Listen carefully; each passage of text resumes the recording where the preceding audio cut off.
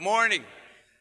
Thank you very much. And George, thank you for the story about the Green Bay Packers. I watched it last night too, but you failed to mention one important thing.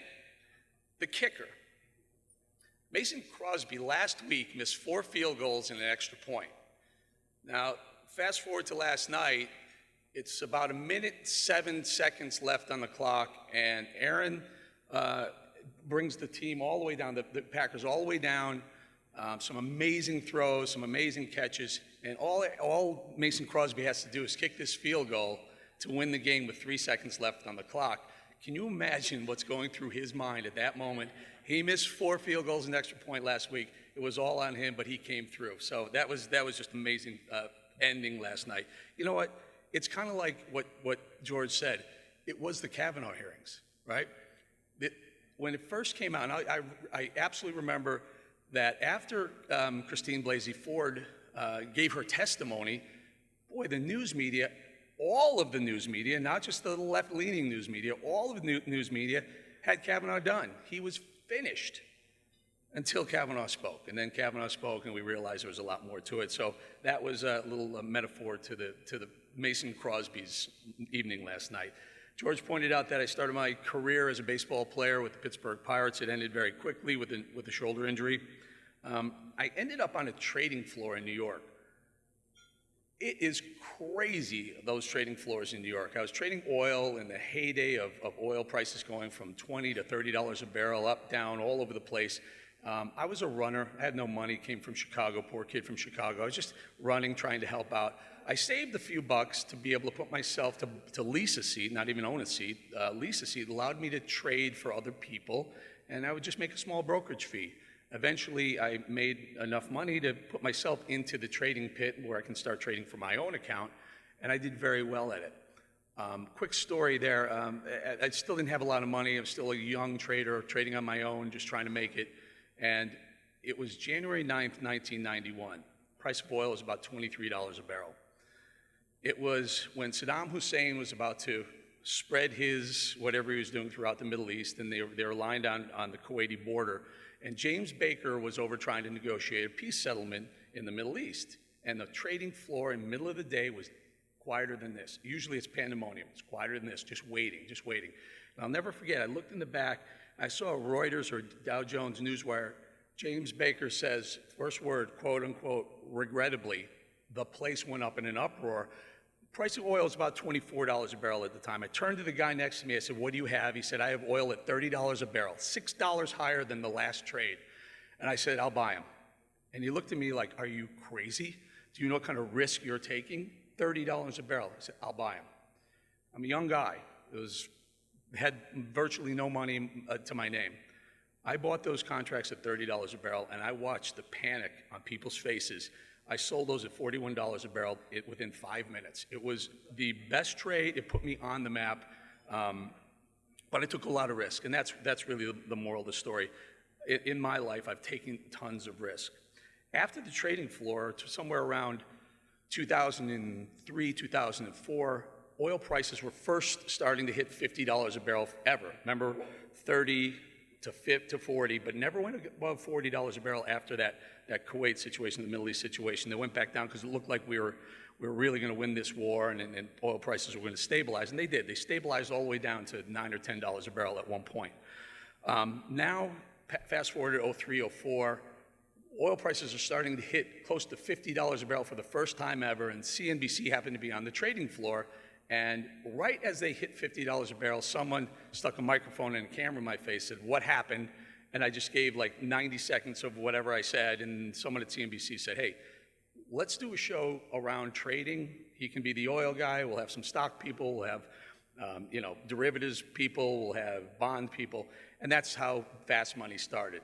About a year or two into Fast Money, Roger Ailes was watching TV, and he said to Alexis, get Bolling over to Fox. So I interviewed with Roger, with Bill Shine, I think Cavuto was there too, and then I came over to Fox from CNBC.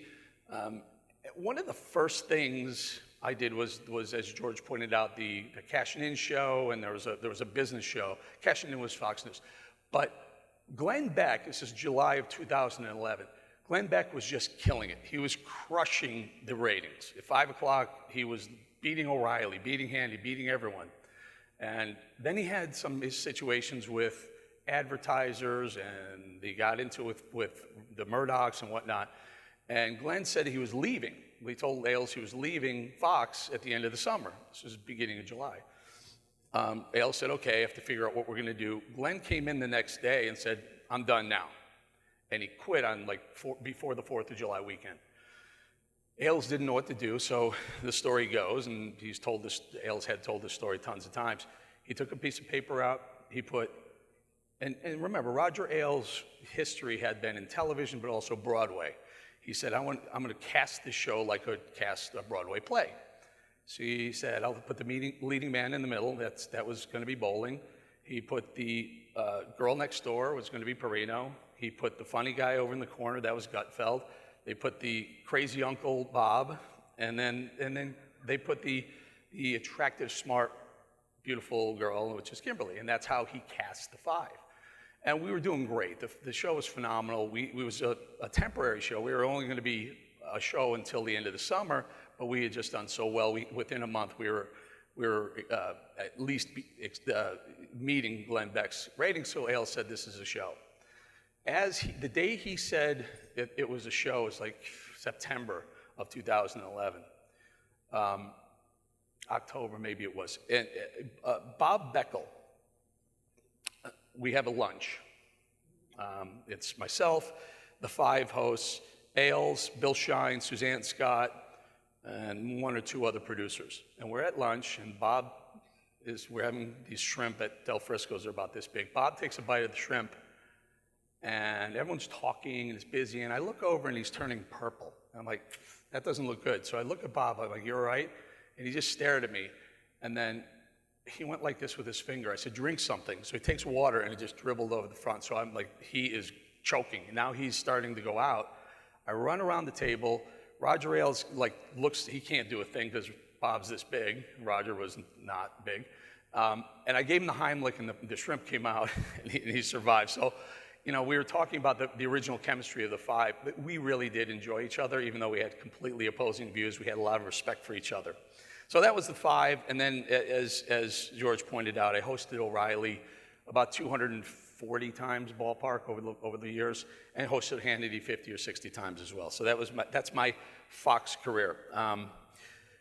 How did I get to know Donald Trump? One of the things that I'm kind of known for right now is during the 2016 election, the day he came down, June 16th, 2015, the day he came down the escalator with Melania, I had said at that moment, he's going to be your next president.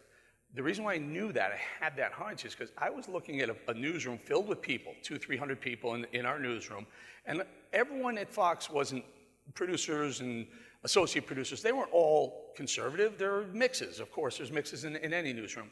But every single eyeball in the whole newsroom just stared and just watched.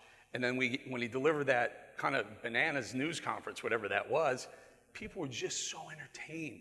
I said, this is it. The pendulum had swung so far to the left with political correctness and boring, and it had to come back, and he was the perfect guy. So I jumped on board the Trump train early, and I'll be honest with you, there were times where it wasn't easy to be there, but I stayed. After the McCain stuff, after the New York Times reporter stuff, after the audio tape with Billy Bush, but I stayed there, and I said, look, at one point I said, if you don't like Trump the man, you have to understand he's the only one who's going to beat Hillary Clinton. He's the only guy on this stage that can beat Hillary, so you got to vote for him because, why? Supreme Court. Brett Kavanaugh, Neil Gorsuch, and maybe a third. And so people really, I took a lot of heat. If you were 5 watchers or Hannity watchers or O'Reilly watchers, I took a lot of heat. Most of the heat came from the right. There were pro-Cruz people, there were pro-Bush people who just eviscerated me for being so strong in Trump's corner.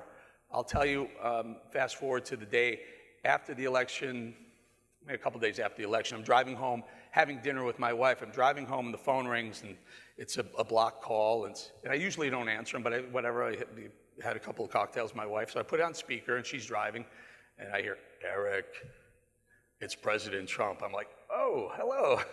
Well, hello, Mr. President. By the way, the first time I ever called him Mr. President, it was really awkward. I'm like, am I really calling my friend of 15 years Mr. President? Yeah. Anyways, I just want to let you know, I want to tell you thank you.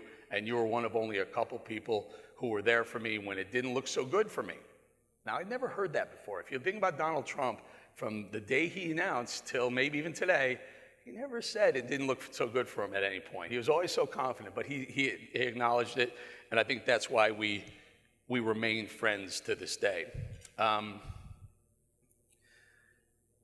Afterwards, I had a tragedy. The day I separated, by the way, the Fox separation, let's just call it, it was a separation, amicable separation between the two groups. We just didn't want to continue to haggle out what was going on. The day was September 8th, 2017. We separated at 3 o'clock in the afternoon. That night, I took my wife out to dinner thinking this is going to be a new start, new chapter. Let's look for other avenues and find out where the next TV gig is going to be. My son passed away from an opioid overdose at University of Colorado. He was a sophomore, great kid, doing very well. It was a Xanax tablet that I guess they thought were prescriptive, but it was a Chinese knockoff and had fentanyl in it, and it killed him overnight. I don't want to go too far into it because I literally take this minute by minute, day by day. So the point I'm trying to make is the next day, I'm in Colorado with my wife, and we are just in the depths of despair, confusion. Confusion really was surprising to me. Like, you think of losing a loved one and you think of pain or anger, but the confusing part of it, I just can't explain how your mind just doesn't comprehend losing a child. Anyway, the phone rings. I'm in Colorado with Eric's doctor, and it was Donald Trump who said, I can't understand, I don't claim to understand, but I just want you to know we care about you. Melania and I care about you. And I said, thank you very much, Mr. President. Hung up the phone, had no idea what I even talked about. A couple months later, it was Thanksgiving. We're about to walk to the Thanksgiving table, and there's that empty chair, the proverbial empty chair, and it's going to be a disaster because my family's there, and I know it. I'm just like, we're kind of holding it together. And we start walking to swear to God, this is on my life, this is the true timing. We're walking to the table to sit down for Thanksgiving dinner, and the phone rings again. And it's Trump again who says, look, Melania and I can't imagine what your first holiday is like. And I said, thank you, Mr. President, it's amazing. And so really forged a friendship, and he's been very, very good about letting me come visit him and talk to him about issues and be able to tell you about the things that are important to me and to him as well, and how these things are kind of going forward. I've since had many, many conversations with Trump in the Oval Office, on the phone, and so we've become very, very close. And I think it really mattered that I stayed with him throughout the whole 2016 election, because we have two really, really conservative, good Supreme Court justices now. Yeah. We're going to have a third. There's going to be a third, which means we will have a conservative court, and we'll have a conservative court for a long time, but we will have likely, I believe, because I believe Trump will win in 2020, and I just can't see a couple of the Supreme Court justices that are approaching their 80s continuing to be Supreme Court justices. I could be wrong, but maybe not, but maybe we get a third. Anyway, so very happy with that. On the economy, I mean, maybe I'm wrong, and I've been doing this for 25 years, 30 years. I started my career as a floor trader, but I'd always involved in the economy. Do we know a time where GDP was higher than the unemployment rate? Maybe it's happened, but boy, I can't imagine it's happened. It certainly hasn't happened with a $20 trillion economy. Think about that for a second. That is just unbelievable. When an economy grows, when it becomes so big, it's hard to put a 2% GDP up there. In fact, Obama said 1.5% was going to be the new normal. So you put a 2% up there, then a 3%, then a 4% in a $20 trillion economy. That is just unbelievable. And then the unemployment rate, and top to bottom, more Americans working than ever before, more African Americans working than ever before, more women working in this country than ever before, more Hispanics, more everyone working than ever before. The man is doing something right. He baffles me sometimes. Sometimes I look at him like, does he really think that's going to work? And then it turns out it works. But he is so strong in his convictions on the economy. He's so good at it. You just let him go. And that's what we really need to do. Just let him go. He's doing great with it. So the other thing that I think is important is, if you remember 2 or 3 years ago, well, the headlines were always ISIS beheads this journalist, or ISIS is, ravaging this village, or ISIS territory is expanding. We don't hear that anymore. We don't hear about ISIS. ISIS is on its way to oblivion, and frankly, I don't know how they're doing it. I mean, it's just, whatever it is, they got to keep on doing it. And then the Supreme Court, we talked about, is going to be conservative for a very long time. So the scoreboard reads: on the economy, winning; on security, winning; on Supreme Court, winning; on the soft-spoken gentleman, we're still working on that. He does need to work. I don't think he needs to work on that. Listen, I'll take that any day. That scoreboard looks great to me. One of the last things I think I want to talk about before we open up to some questions is some of the latest kind of wranglings, what's going on. We were coming up with midterm elections. I'm hearing the same things now that I heard when Donald Trump was running, that A, he could never be the nominee; B, he could never beat Hillary Clinton; C, he could never turn the economy around; D, he could never, all these things he could never do, and he's done all of those. I think, this is contrary to popular belief, and I've been straight through this from the very beginning, that the Republicans will pick up at least 1, maybe 2 Senate seats, and I really think that this is going to be a last-minute game, last-second call. But I think they're going to hold the House too, and I think it's important. Yeah, no, really, it's. I think that's how important the Kavanaugh confirmation was, because I believe if he wasn't seated, that the voters. I don't buy this. They're going to be more energized to vote on the Democrat side because they lost Kavanaugh. I think Republicans would have stayed home if they couldn't see Kavanaugh with a Republican House, Senate, and White House. They would have just thrown their hands up and said, "Well, let's try this again another time." So I do think there will be I think it's going to be a race to see who becomes the next Speaker of the House. There's 3 guys in mind. Scalise, I think, wants it. I think McCarthy wants it, and I know Jordan wants it. So it'll be interesting to see who picks up the gavel. Personally, Jim Jordan promised he promised to build a wall, and I think that's going to be a big thing. Last thought: we have to be very, very careful. Socialism is creeping into our politics, into our society. When I first started at Fox, maybe 13 years ago, if you said someone was a socialist, you were called up to the office and they'd say, "Come on, you can't be so degrading to an elected official." Now it's like a badge of honor. I don't know how we've changed where socialism, it's been the atrocities of socialism around the world, and now people are actually running on that platform. Ocasio-Cortez is likely going to win, and she's a Bernie Sanders socialist straight up and down. Beto O'Rourke, most of his policies are straight up socialism. I just don't understand how we haven't called out these people for being aligned with the Socialist Party. It's awful. It's not American. It's terrible. It's awful. I think we really need to do that. Young Americans need to get involved too. I was talking to Kay, and she said, our youngest Americans, we may be losing them, and I hope not, Kay. I hope not. Maybe we are, but I hope not. When I say we, I mean conservatives. I spoke to a group of high school conservatives at TPUSA over the summer, and they were very energized. So maybe we have to pick a few influencers in the young Republican American group and see if we can prop them up a little bit. I want to say that I'm very happy that I've overseen the demise of the Never Trump group. I think that's it's happening.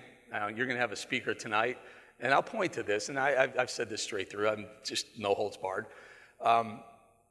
I think this is important that the Republicans get behind Donald Trump. The establishment-type Republicans get behind Donald Trump because of the socialism creep. We need to really unite behind the man for now. the never Trump wing of the Republican Party was very, very detrimental. It was hard to watch, McCain and Lindsey and some of the others. But in the last few weeks, and maybe it's since the passing of McCain, and God rest his soul, I get that. But maybe Lindsey's found his voice. I was very happy Senator Graham stepping up and really being vocal in favor of Brett Kavanaugh. And yeah, it's great. I'll tell you a story. Lindsey Graham may not know this, but do I tell the story? Do I do it? Ha! Okay. I bought a house in South Carolina recently, before the Brett Kavanaugh hearing. You know why? I was going to run against him. I was going to primary Lindsey because he was a never Trumper, and I just couldn't stomach it. But guess what? I bought the house. And Lindsey can stay, and he's not going to get primaried by me, at least for now, because I like where he is now, as long as he stays here. But again, that's 2020. We got some time to think about that. I'm going to leave it there. Listen, I will answer any questions you guys want to ask, no problem. I may not answer them to the fullest extent that you ask, that you're hoping for, but I certainly will entertain any of the questions. Are we good? Okay, go. So how do we do this? You have microphones? There's a microphone, sir.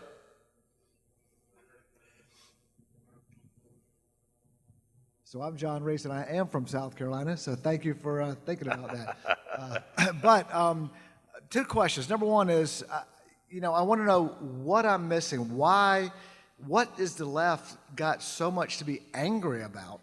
But number two, and more importantly, I heard Alex Baldwin on a clip the other day saying that we must overthrow the Trump presidency. And you see all the violence out there in certain places like Portland and wherever else. Should we be concerned? Yeah, that's a very good question, and that's really what's headlining all the news. I actually had it as one of my topics. The Antifa group is the far left group, and they're angry because they're losing. It's if they were winning, you wouldn't see this. I went to the Supreme Court during the Kavanaugh hearings, and I stood on the steps of the Supreme Court and did a couple of shows from there. And boy, the anger was just palpable. Linda Sansour brought a group there and just was talking about how terrible Trump is and Kavanaugh is and how awful it's going to be. They're doing that because they're losing. They're not winning. It's their final, the most dangerous animal is the one that's got its back against the wall, it's about to be killed, and that's what they're feeling. Now, there's a group of I guess they call them far right, but they're the Proud Boys that fought them. I believe it was on Friday night in New York. I'm like thinking, why are we doing this? Let them bury themselves. Don't fight. Let them. The Portland stuff. The mayor says telling the police to look the other way when these crowds of thugs are beating cars and pulling people out of cars and breaking windows and spray painting things. Just highlight it. Let's just show them what the left really is. How hardcore left is just they're terrible and terrible for the country. And then we should ask our politicians if they agree with the tactics of the left. But you're right. It's something to worry about. Look, the problem is that the vast majority of media is left leaning, and they look the other way on that. They don't highlight it. But so the goal is, I guess, to get more conservative voices in front of the cameras and speak up about it. It's a good point. Hi, Eric. My name is Mary Gillum, and I'm also from South Carolina. Oh, wow. We live in a text, tweet, and soundbite world, and especially the young people in this country live in that world. What are key messages that we need to deliver smartly from our generation to speak to pushing back on that socialist indoctrination that the young people are getting? Well, it's a good point that social media is, and in the world of Trump too, he's the prime example of that. But social media is one of, I guess, the key way young people are getting their information, getting their news. We just need to stay on it. We need to continue to have influencers that are conservative, who are playing just as hardball as they are on the left. Now, I don't mean fighting. I'm talking about in social media and writing and speaking And Candace Owens and Charlie Kirk, two very good young conservative people who are friends of mine who really deserve a bigger platform, and we should all embrace it. Now, where is the media? I mean, clearly, CNN and MSNBC don't like Trump. Fox is the other one. You can judge where they are, where they've been, and where they're going. But I think there should be more on the right supporting conservative values and ideals, and a bigger media platform. And hopefully, maybe there'll be something coming soon. We shall see.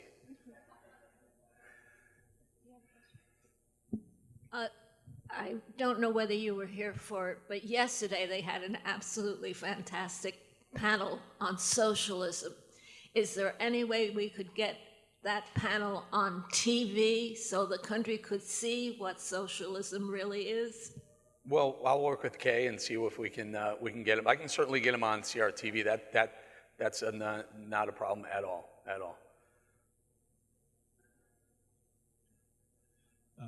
Ed Mahoney from Ohio.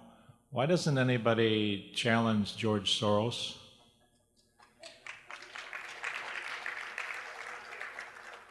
Well, how do you, okay. Can you bring him the microphone again?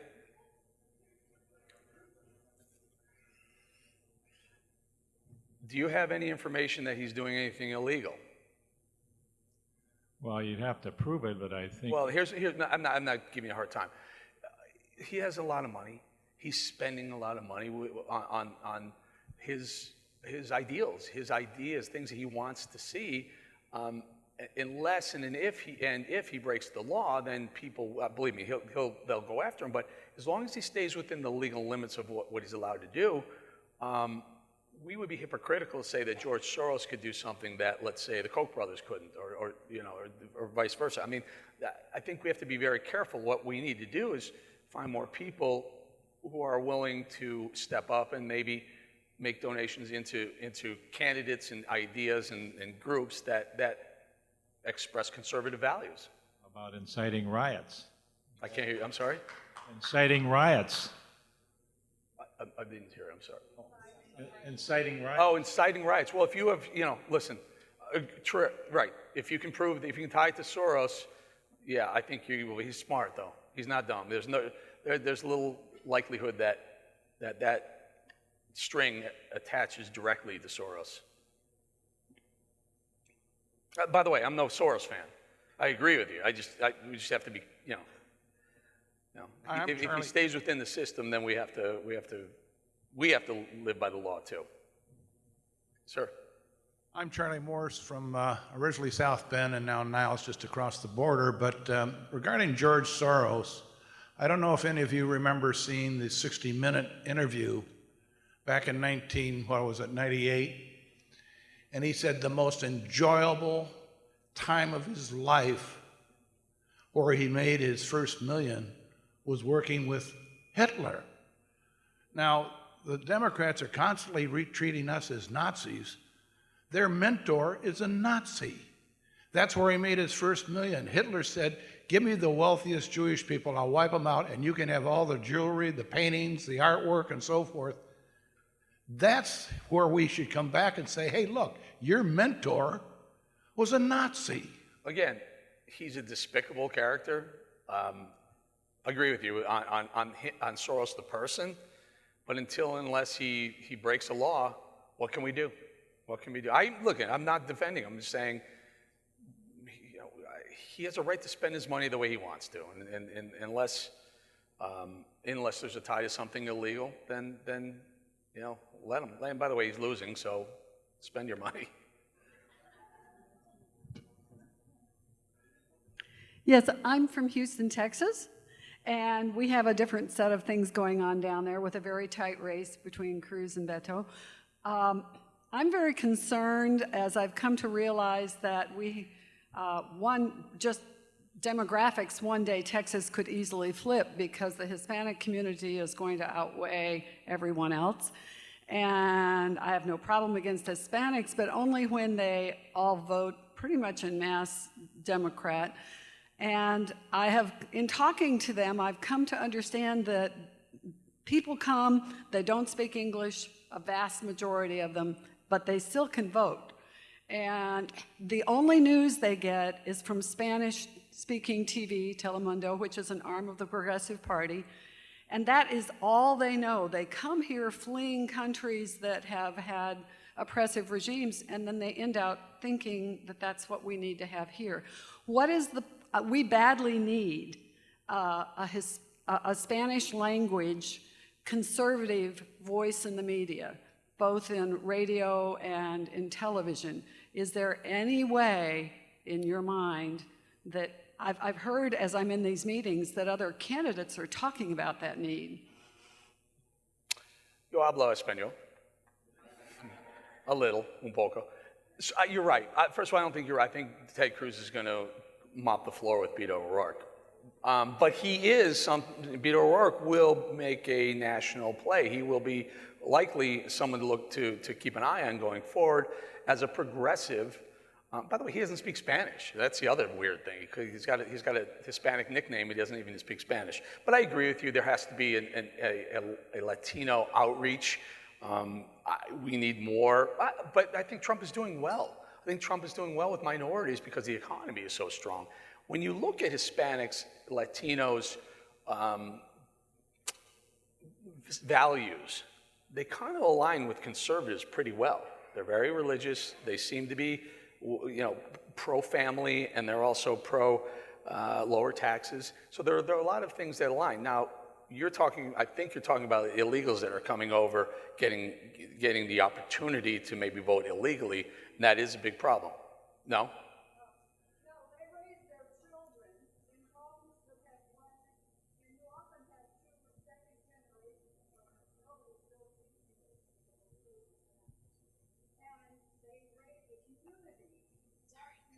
Voice that they have is this ultra progressive voice from the media they listen to. I've heard them talk about it, and that's what they watch. Well, that's a programming issue, and then conservative media needs to address that. If there's a big demand for a conservative media voice for the Hispanics, then it should be there. And I agree with you that Telemundo and maybe even Univision, I think, is an NBC product, if I'm not mistaken.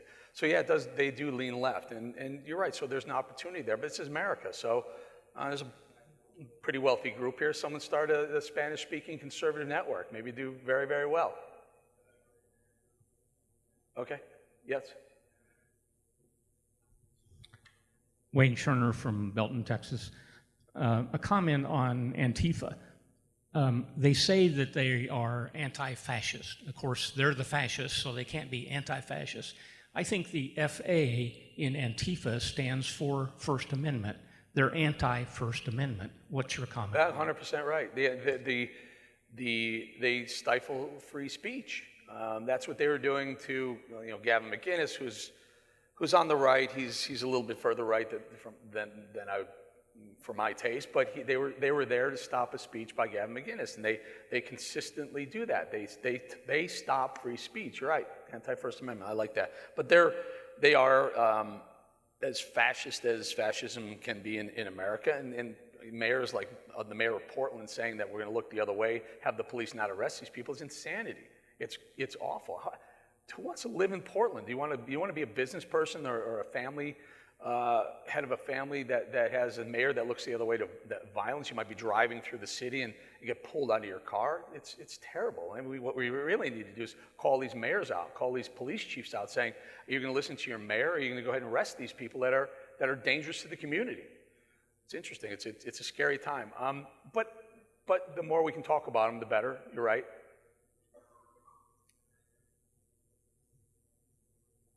Here we go.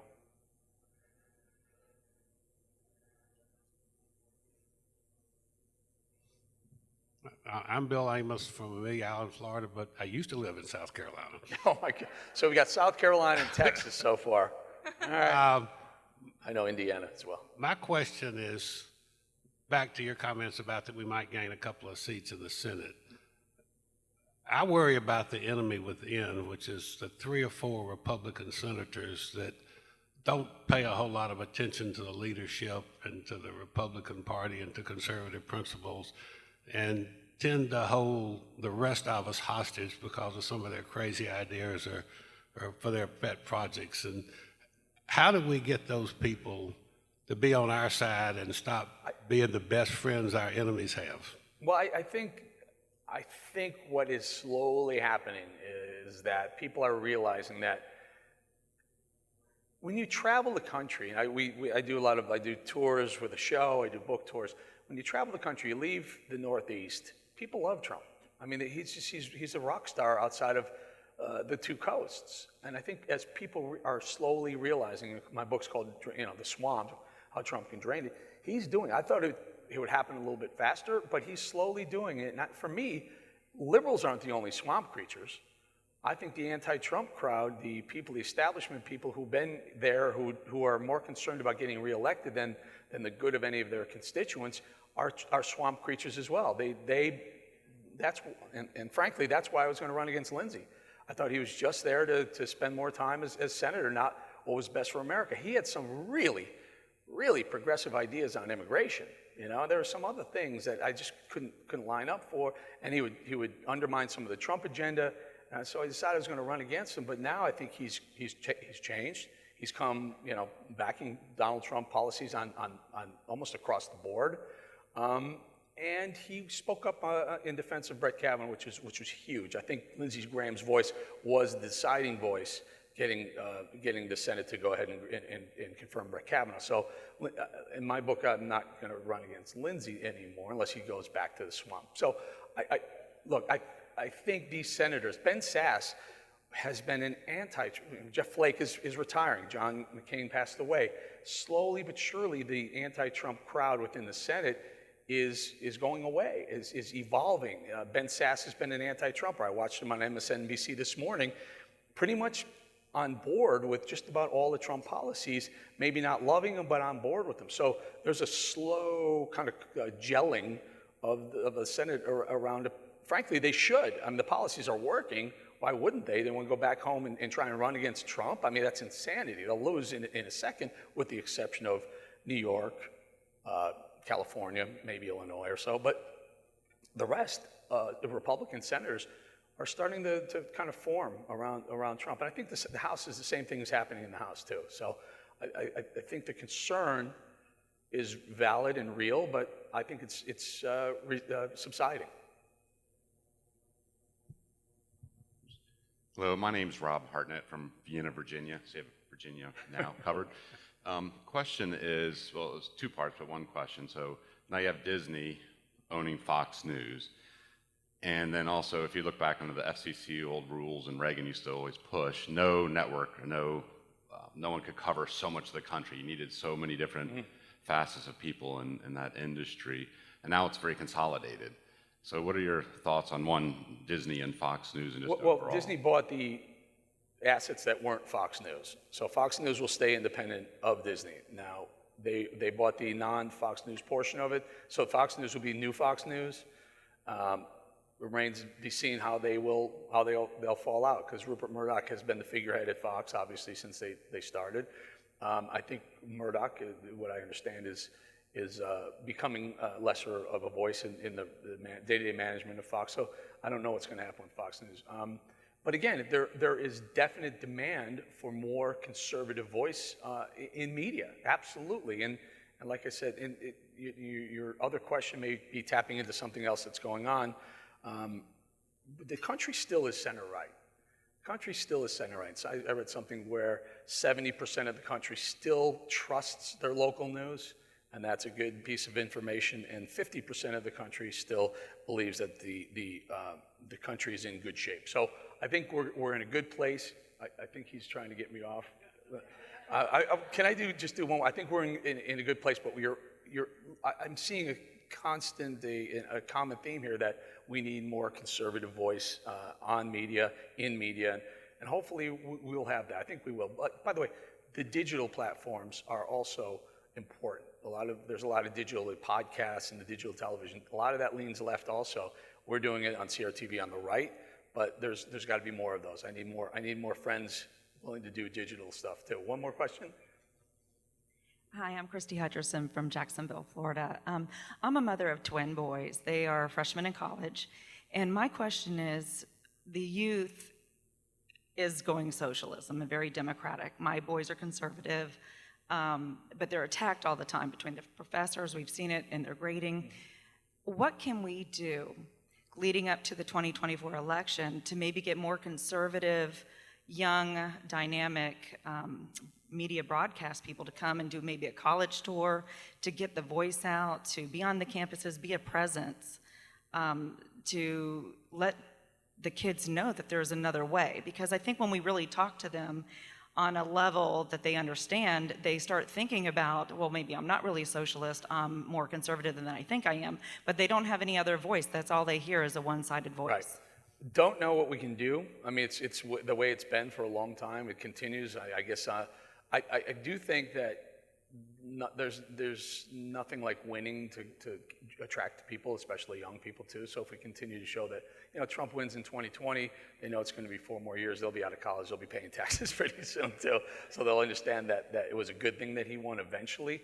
But I'm not as pessimistic as I think a lot of people are. Yes, the academia is almost 100% leaning left, slamming them with ideology. But I see a lot of young people come up to me saying, I love Trump, I love what you're doing, stay the course. And I tell them to stay the course too. I think there's more hope for the young people than the conservatives are giving them credit for. And it's frankly my job to show them that they have a voice. I bring a lot of young people on, we talk to them, and I want to hear what they have to say. Half the show that I do is I leave I'll have Kellyanne Conway or Sebastian Gorka or Mercedes Schlapp or Corey Lewandowski, and then I'll turn it and take the microphone and go into crowds and talk to young people, say, hey, what do you think? Was this good? And so we all need to do more of that. I think that's important too. All right. Thank you guys. Thank you so much.